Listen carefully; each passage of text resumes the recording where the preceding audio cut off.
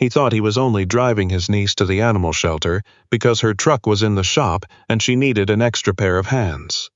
A simple Saturday errand. In, out, done by noon.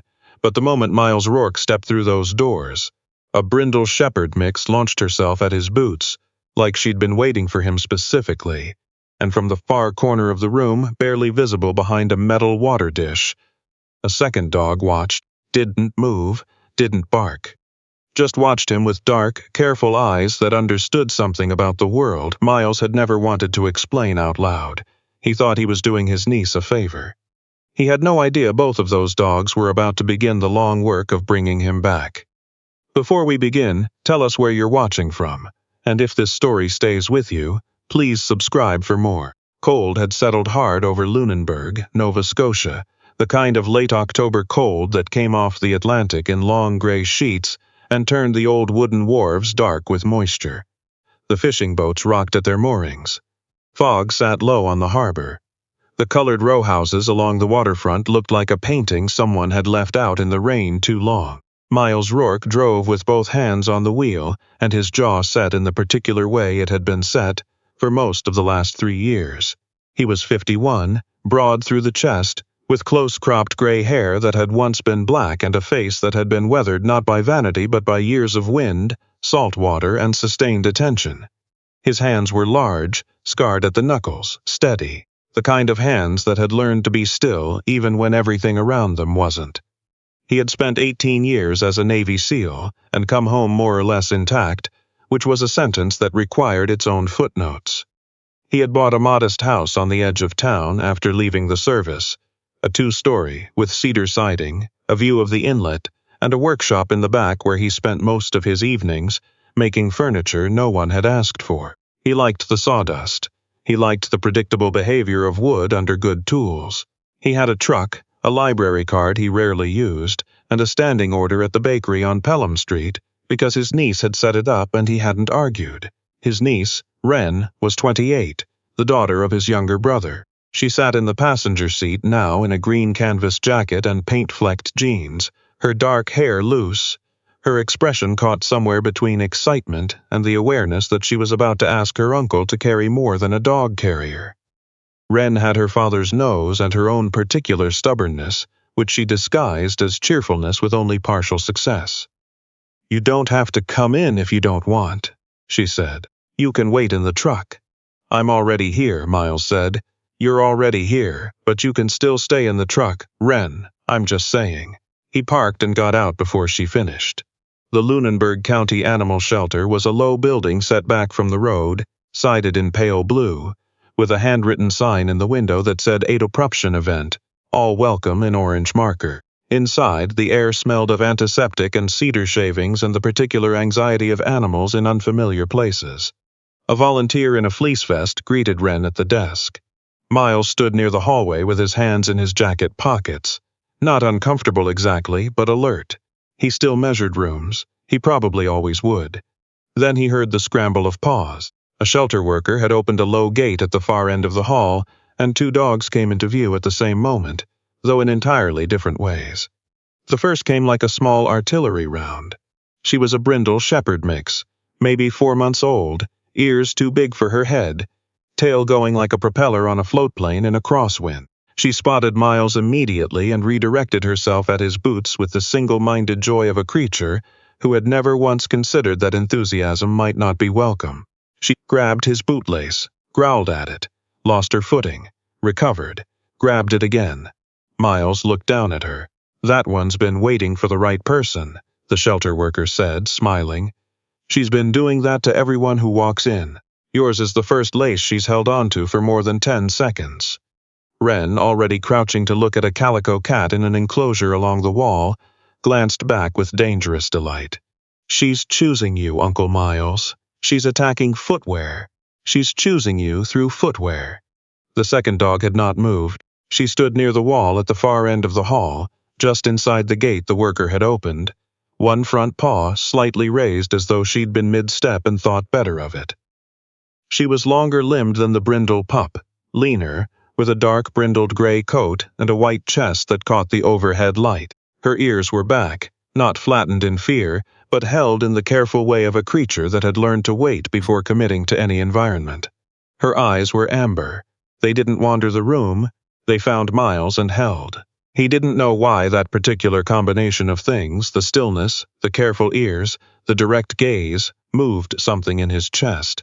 He only knew it did. A woman came down the hallway carrying a clipboard, a travel mug tucked under one arm. She was perhaps 35, with shoulder-length red hair pulled back at the nape, light brown eyes behind small wire-rimmed glasses, and the unhurried manner of someone who had made peace with the fact that urgency only frightened animals further. She wore a burgundy shelter vest over a flannel shirt and moved with the easy practicality of a person who spent most of her day on the floor. "The one introducing herself to your boot is Pip," she said, stopping a few feet away. She came in with the quiet one at the end of the hall. "Same litter, we think, though they don't look it. The gray one is Fern." Miles looked toward Fern. "What's her story?" The woman, whose name tag read Alice, chose her words with some care. "She was found with Pip under a collapsed porch in Bridgewater after the August floods. Pip was barking when we found them. Fern was covering her." A pause. "Fern hasn't barked once since she came in. She eats, she sleeps, she passes health checks. But she won't come to the front of the kennel. Won't approach volunteers. The only one she follows is Pip." Miles said nothing. "They need to go together," Alice said quietly. "The shelter is full. We have until Tuesday before we have to make decisions we'd rather not make. Pip has interest from 2 families. Fern has none." Pip chose that moment to sneeze directly onto Miles's boot, then look up at him with an expression of total satisfaction. Wren pressed her lips together and said nothing, which was the loudest thing she could have done. The drive back to Wren's apartment took 12 minutes. Miles spent most of them not thinking about Fern in the way a person doesn't think about something that's already decided.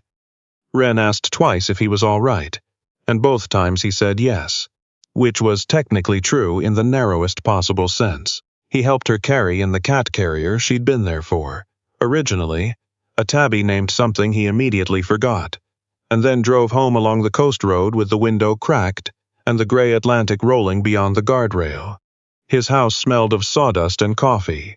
When he got back, he hung his jacket, put the kettle on, stood at the kitchen counter while the October dark settled outside the window. 3 years ago, Miles had come home from his last deployment with a dog. Not his dog, technically. Hatch had been a Belgian Malinois attached to Miles's unit, 7 years old, black-masked and relentless, with the particular genius of a working dog who understood the difference between the job and the person doing it and loved both without condition. In their last year together, Hatch had located an IED on a road outside Kandahar that 3 of Miles's people would have walked straight into. Hatch had not been fast enough after. Miles had been the one to carry him out. He had not spoken Hatch's name aloud since the funeral. Not the dog's funeral, the quiet ceremony the unit had held in the field. He'd never explained that to anyone, not even to his brother, not even to Wren, who had seen enough of his silences to stop asking what lived behind them. He made his coffee. He sat at the kitchen table. He picked up his phone, looked at it, set it face down on the table, and then picked it up again. He did not text Alice. He did not text Alice for 47 minutes. Then he texted, "This is Miles Rourke. I came in today with my niece. I was asking about the gray dog. Fern." The reply came 7 minutes later. "I remember. She's still here. Are you thinking about it?" He looked at that question for a long time. "I'm thinking about both of them," he wrote back. Together. Alice's reply was a single line, "Come in the morning. I'll have the paperwork ready." Wren showed up at 7:45 the next morning carrying 2 coffees and wearing the expression of a woman who had been waiting by her phone since the previous evening. "How?" Miles said. "Alice texted me." Wren handed him a coffee. "I'm her emergency contact for the adoption. You're not her emergency contact. You went there for a cat. I gave her my number in case things went in a direction I thought they might go." Wren looked at him with calm, devastating sincerity. "I've been your niece for 28 years, Uncle Miles. I know how the road goes." Miles drank his coffee and did not argue because there was no argument available that she hadn't already preemptively dismantled. The shelter was quieter in the morning. Alice met them at the front with Pip already at the end of a lead, the small brindle tornado spinning slow circles around Alice's boots in an expression of general goodwill toward the universe. Fern was not yet visible. "She's in the back run," Alice said. "I thought I'd let Pip come first.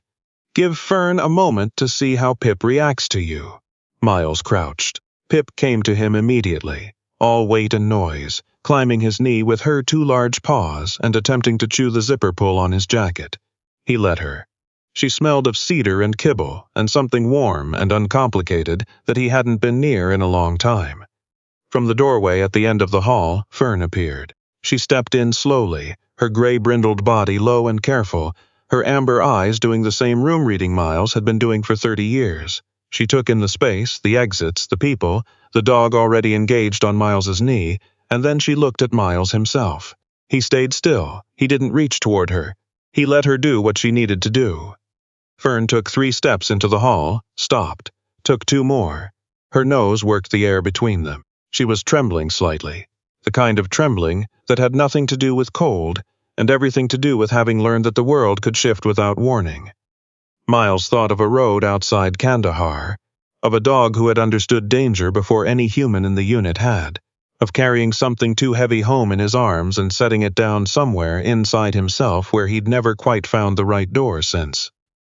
"Hey," he said quietly, not to Fern, not quite, just to the space between them.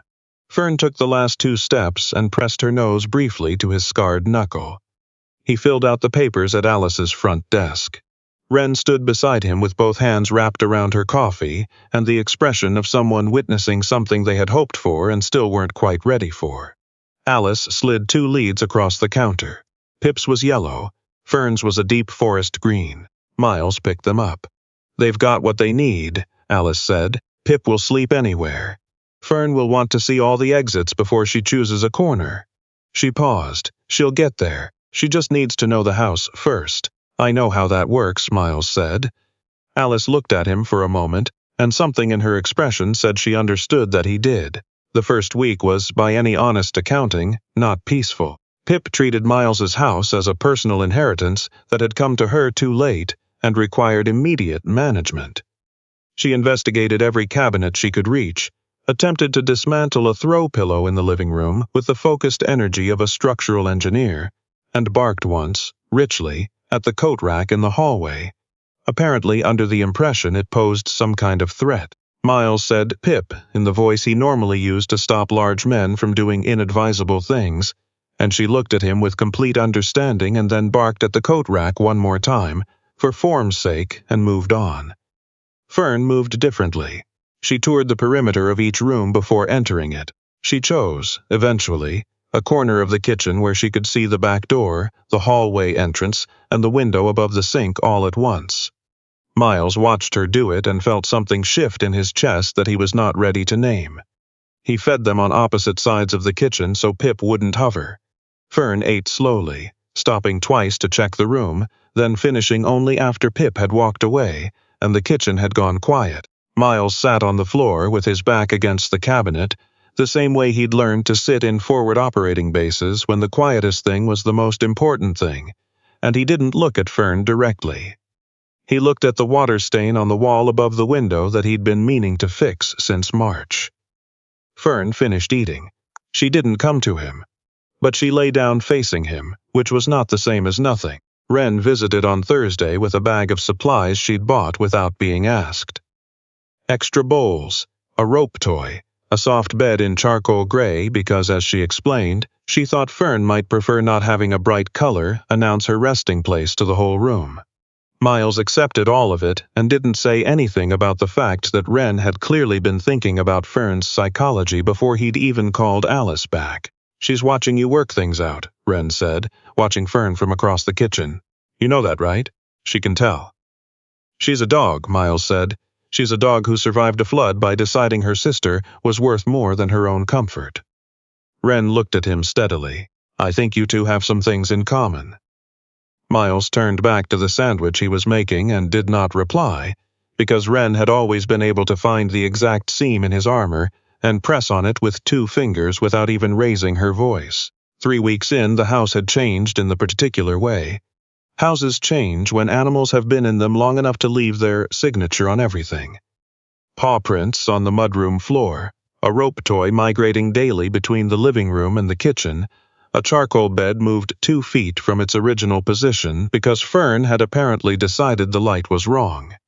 Pip had stopped barking at the coat rack. Fern had begun sleeping in the kitchen even when Miles wasn't in it, which Alice had told him, when he texted her the update, was significant. He texted Alice with more updates than he'd expected to.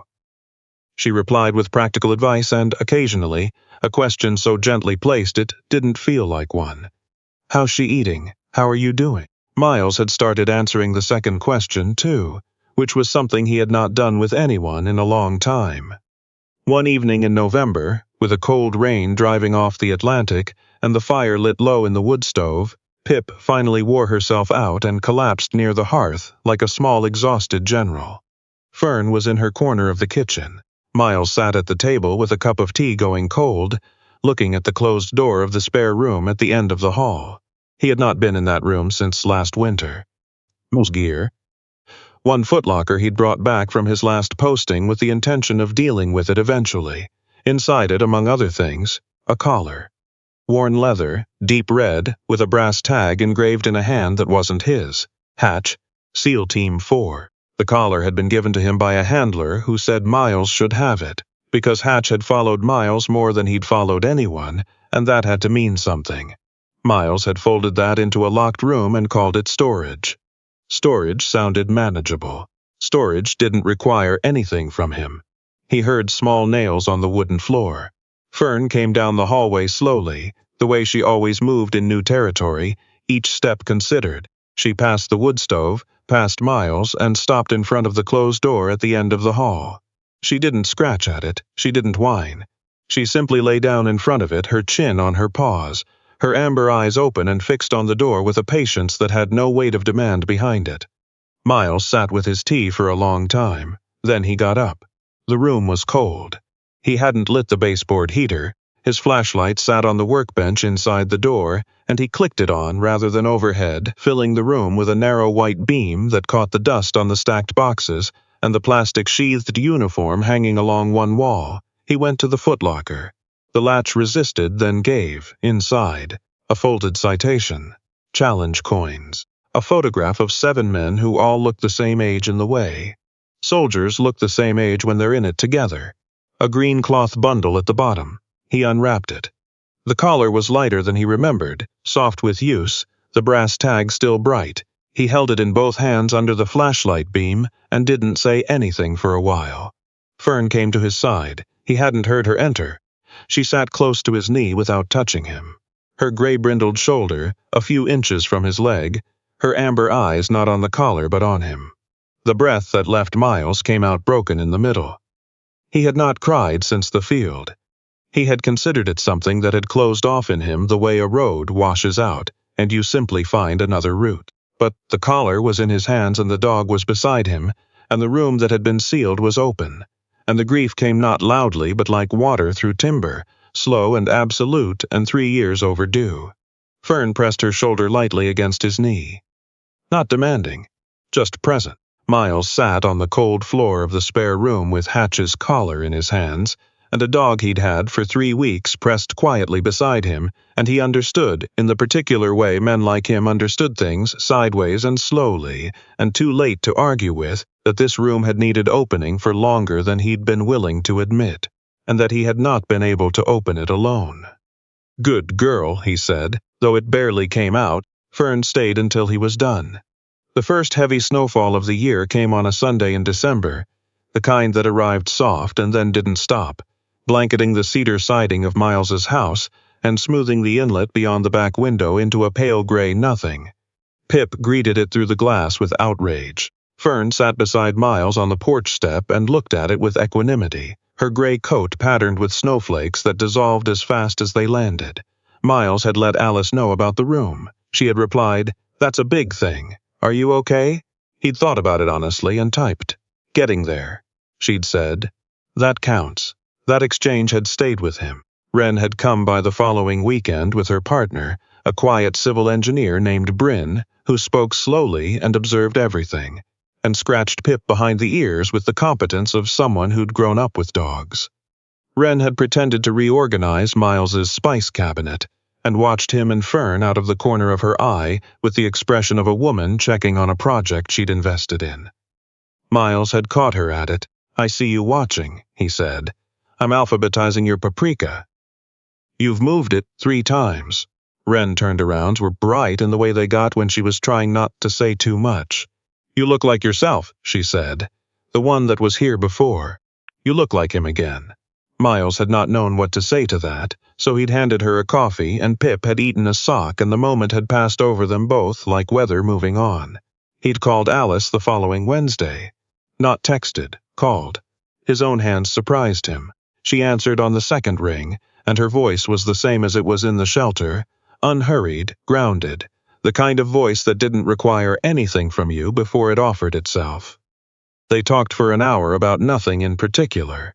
The shelter's new intake protocol, Pip's development, Fern's progress with the front door.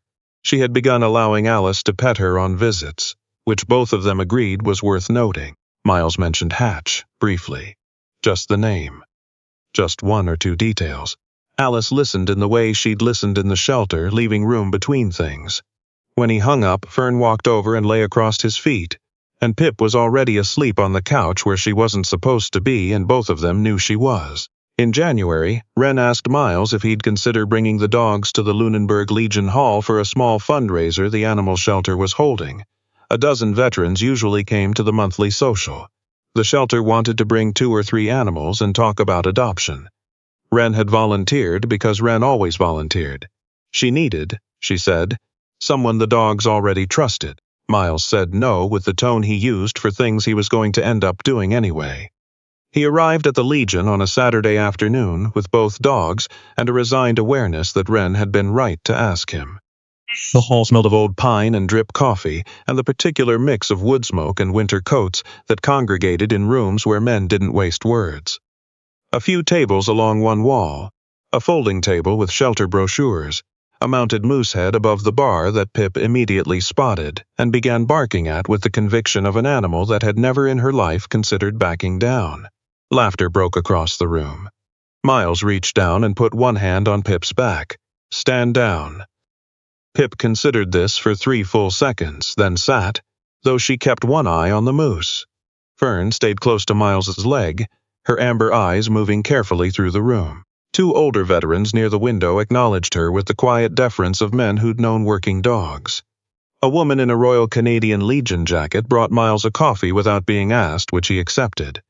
Then Fern moved. At the far end of the hall, in a wooden chair close to the radiator, sat an old man named, as Wren told Miles afterward, Gordon Finch, 83 years old. Korean War. He had been coming to the Legion social for 11 years, and had in all that time spoken perhaps 200 words to anyone in the room.